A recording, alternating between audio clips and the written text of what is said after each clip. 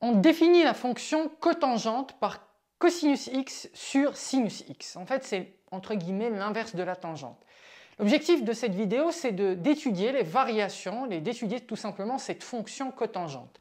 Alors, cotangente x est définie par cos x divisé par sin x. La première chose qu'on doit faire quand on nous demande d'étudier une fonction, c'est d'abord d'étudier son domaine de définition. Alors, le domaine de définition de la fonction cotangente, c'est le domaine dans lequel le dénominateur n'est pas nul. N'est-ce pas? Parce qu'en fait, comme on a une fraction, il faut faire attention à ce que le dénominateur ne soit pas nul. Donc, afin que cotangente soit définie, afin que cette fonction soit définie, il faut que sinus de x soit différent de 0 en fait. Il faut que sinus de x soit non nul.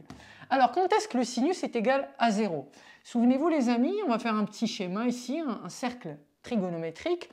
On a ici 0, on a ici pi, on a ici 2pi, d'accord? Souvenez-vous, le sinus c'est l'axe des ordonnées, le cosinus c'est l'axe des abscisses. Donc, le sinus est égal à 0, ça signifie en fait que soit l'angle est ici, donc son sinus est égal à 0, soit il est là, d'accord? Évidemment, si vous faites un tour complet à chaque fois, vous vous retrouvez au même endroit. Donc, il faut que x soit différent du coup de 0 plus 2kpi, et x soit différent également de pi plus 2kpi. Donc, x doit être différent de 0 plus 2kpi, donc tout simplement 2kpi, et x doit être différent de pi plus 2kpi, bien sûr ici avec k appartenant à z. Donc x doit être différent de 2kpi et différent aussi de, donc ici si je factorise par pi, ça nous fait 2k plus 1 fois pi. Ok? Donc x doit être différent de 2kpi, x doit être différent de 2k plus 1 fois pi. Bien sûr, k appartient à z. Qu'est-ce que ça veut dire? Ça veut dire en fait que x doit être différent d'un nombre pair fois pi et x doit être différent d'un nombre impair fois pi, parce qu'un nombre pair s'écrit 2k, un nombre impair s'écrit 2k plus 1.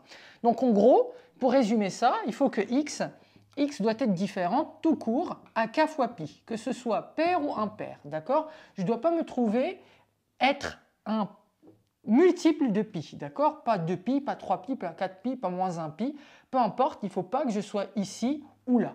Donc le domaine de définition, c'est donc l'ensemble des réels privés de kpi.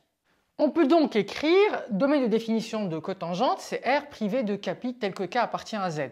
En fait, qu'est-ce que ça signifie? Ça signifie que je suis dans des intervalles ouverts, toujours donc sous la forme kpi et k plus 1 pi, k plus 1 fois pi, d'accord? Soit entre 0 et pi, soit entre pi et 2pi, etc., etc. Bien sûr, à chaque fois, on doit exclure les bornes. Donc, c'est l'union des intervalles ouverts kpi, k plus 1 pi avec k appartient à z.